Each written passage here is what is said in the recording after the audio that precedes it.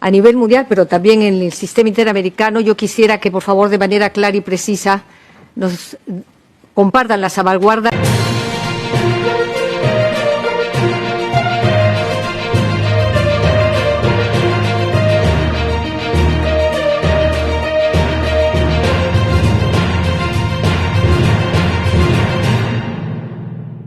Esto que te voy a mostrar el día de hoy, mis amigos, quizás no ha tenido la gran connotación que debería.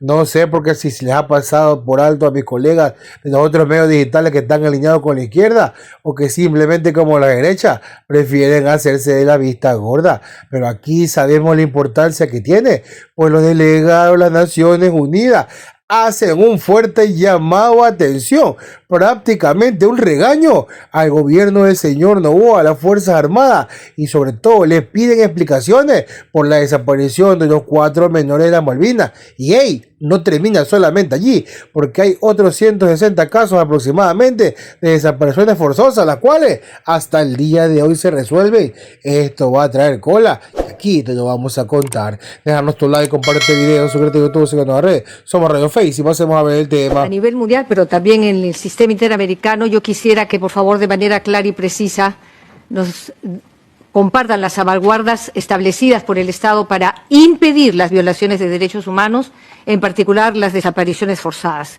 Que nos expliquen con detalle los controles civiles vigentes frente a las acciones de las Fuerzas Armadas, cómo se lleva a cabo la fiscalización, es decir, la rendición de cuentas ante órganos civiles independientes. ¿A cuál órgano? ¿Cómo opera el patrullaje? ¿Quién lo dirige? ¿Quién lo ordena? ¿Quién se informa? Sírvase informar también si existen protocolos, aunque nos han señalado que existen 30 manuales ya aprobados. Más allá de la existencia de los manuales, ¿cómo se operativizan estos? ¿Cómo se hacen realidad? ¿Cuánto y cómo son utilizados por los miembros de las Fuerzas Armadas para hacer un cambio sustantivo? Además, en la actuación de la policía en el contexto de los estados de excepción.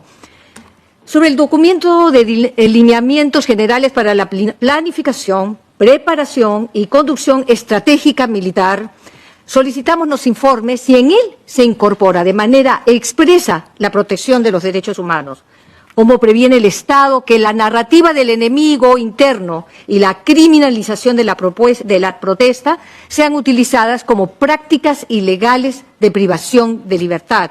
En ese sentido, ¿qué lineamiento existe para que la práctica de allanamientos y para impedir la criminalización de niños, niñas, adolescentes y asegurar el ejercicio de sus derechos? Tenemos información sobre el llamado convoy humanitario, en el que se realizaron más de 2.000 operaciones militares durante las protestas en el paro nacional. Quisiéramos saber si se cumplieron con los estándares de derechos humanos, incluyendo las desapariciones forzadas, si se han rendido cuentas de esas actuaciones, de esas 2.000 intervenciones. Quisiéramos saber a quién, cuál ha sido el resultado y si este despliegue estuvo subordinado a la Policía Nacional para cumplir con el principio de subordinación. Quisiéramos, ya habló mi colega del Plan Félix, que es entendido, Fénix se llama, Fénix, entendido como una estrategia de seguridad, citado como justificación para las acciones del Estado, y quisiéramos saber si en el plan está incluido de manera explícita la protección de los derechos humanos y si dicho plan es público y si no lo es, nos expliquen por qué razón. ¿Cómo se explican las denuncias de desaparición forzada contra los miembros de las Fuerzas Armadas y de la Policía Nacional? Si existen manuales, si existen directivas, existen lineamientos.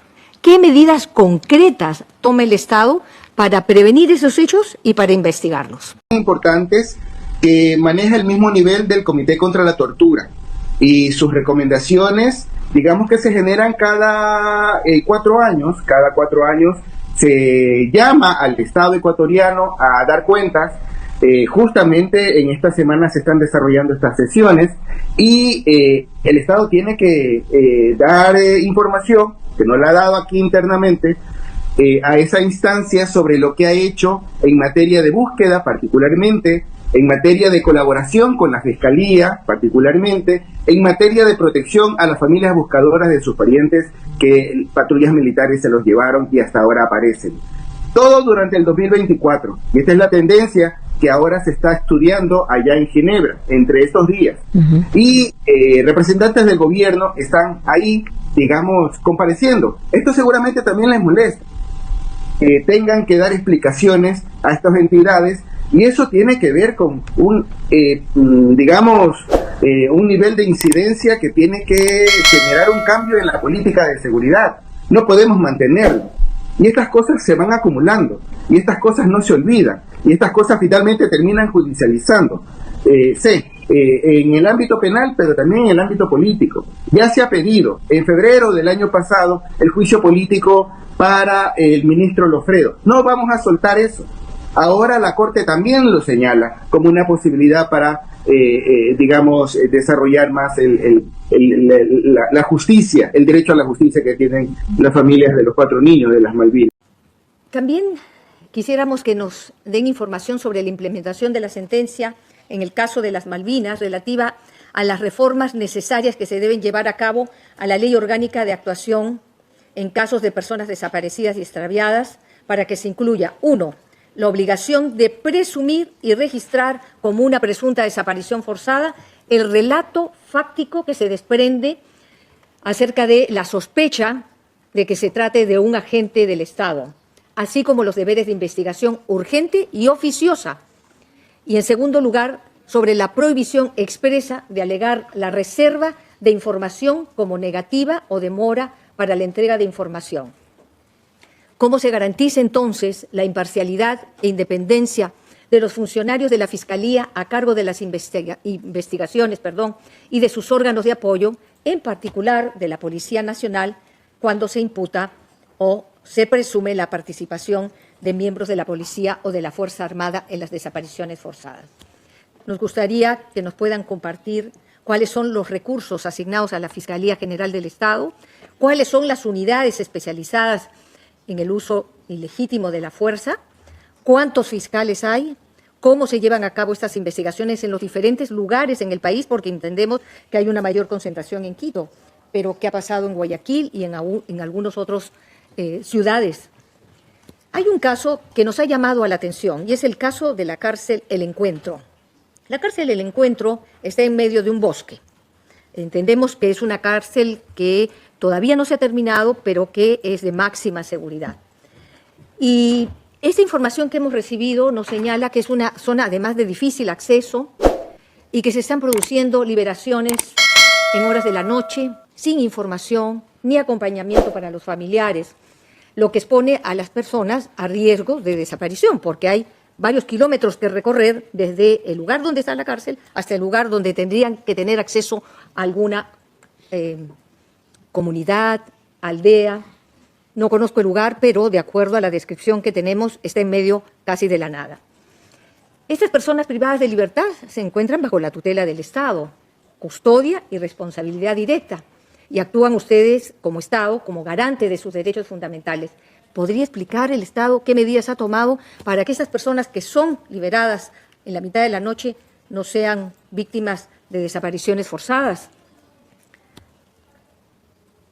Junto con las amenazas a las personas que denuncian los hechos, también nos preocupan las amenazas y actos de intimidación contra los magistrados de la Corte Constitucional. Se ha recibido información sobre el clima de presión, hostilidades hacia los operadores de justicia que conocen casos sensibles vinculados a seguridad y derechos humanos, lo que plantea interrogantes sobre las garantías de independencia judicial, protección institucional para jueces y fiscales que intervienen en estas causas. Y estoy segura que ustedes tienen muy claro, por ejemplo, los casos de la CIDH de las medidas de acciones urgentes. En estos casos de las medidas de acciones urgentes, los presuntos implicados en las desapariciones forzadas que fueron materia de recalificación a partir de la incidencia, la demostración de hechos por desaparición forzada, están implicados agentes estatales. ¿Qué ha hecho las Fuerzas Armadas? Estos señores están suspendidos, están encarcelados, están cumpliendo medidas cautelares, y ustedes nos dijeron algo que me parecía muy importante, y es que ya no tienen patrocinio ilegal, legal por parte de las Fuerzas Armadas. Ninguno de estas personas implicadas están con patrocinio de las Fuerzas Armadas y cuál es la situación jurídica de todos ellos a partir de estas situaciones que han merecido la recalificación por parte de las autoridades judiciales en tanto que se tratan de desapariciones forzadas. Muchas gracias, señor presidente.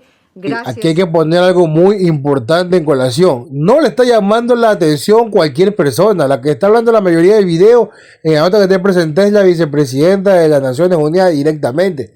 Y que me perdonen, si esto tiene un peso bastante grande y que quizás aquí en el Ecuador se quieran hacer los locos, esto está completamente pasado el sistema.